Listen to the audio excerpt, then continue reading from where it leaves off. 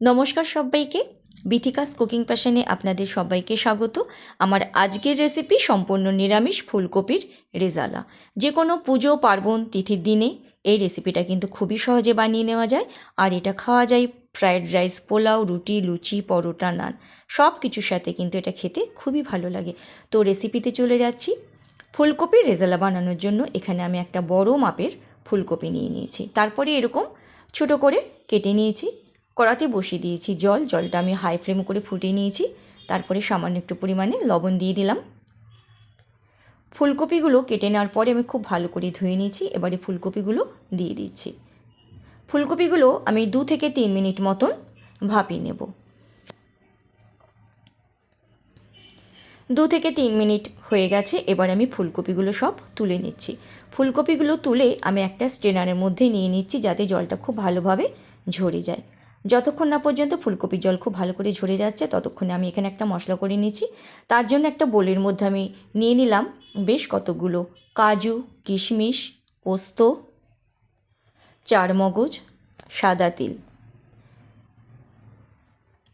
এবারে আমি দিয়ে দিচ্ছি এর মধ্যে দুধ। আমি এগুলোকে সব দুধের মধ্যে ভিজিয়ে রাখবো, তাহলে এগুলো সব নরম হয়ে যাবে, বাটতেও সুবিধা হবে, আর পেস্টটাও হবে খুব মোলায়েম। কড়াতে দিয়ে দিয়েছি সাদা তেল, ফ্লেমটাকে রেখেছি মিডিয়াম। এবার আমি ভাপিয়ে রাখা ফুলকপিগুলো দিয়ে দিচ্ছি।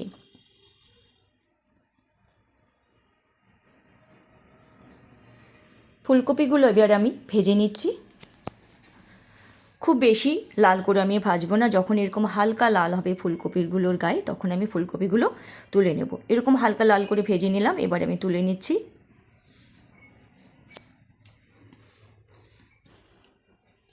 এদিকে সমস্ত মশলাগুলো দুধে খুব ভালো মতন ভিজে গেছে। এবার একটা মিক্সিং জারে নিয়ে নিচ্ছি।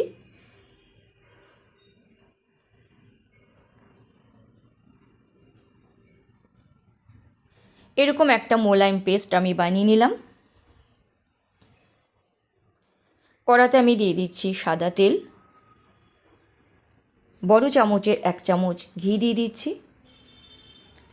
ফ্লেমটাকে আমি এবার লো করে দিয়েছি। এবারে দিয়ে দিচ্ছি ফোড়নের জন্য কতগুলো গোটা মশলা নিয়েছি। তেজপাতা, শুকনো লঙ্কা, জয়িত্রী, দারচিনি, ছোটো এলাচ, লবঙ্গ, আর বেশ কতগুলো গোটা গোলমরিচ।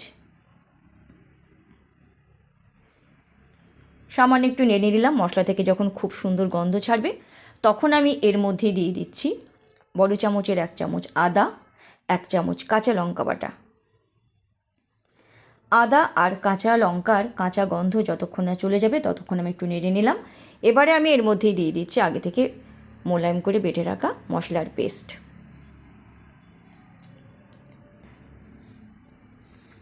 সামান্য একটু নেড়ে নিলাম। এবারে আমি এর মধ্যে একে একে দিয়ে দিচ্ছি পরিমাণ মতন লবণ,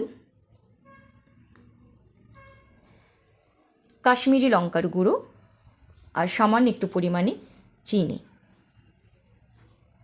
সব কিছু খুব ভালো করে মিশিয়ে নিচ্ছি।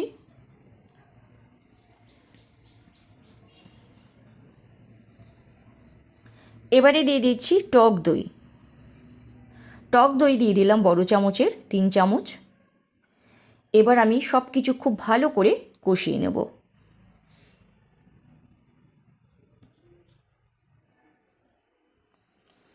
মশলা খুব ভালো করে কষানো হয়ে গেছে, মশলা থেকে তেল ছেড়ে গেছে।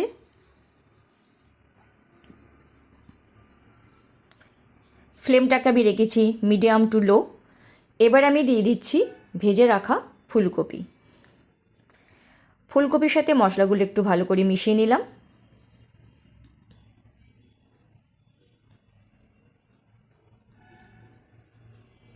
এবারে দিয়ে দিচ্ছি পরিমাণ মতন গরম জল।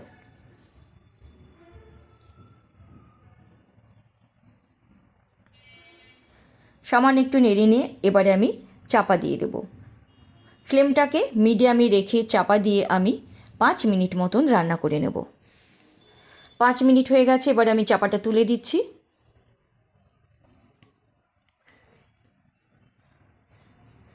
কালারটা খুবই সুন্দর এসছে। এবার একটু নেড়ে দিচ্ছি।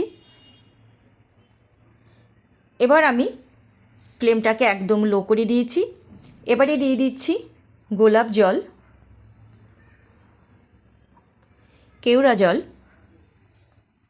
আর একদম শেষে দিয়ে দিলাম শাহি গরম মশলা।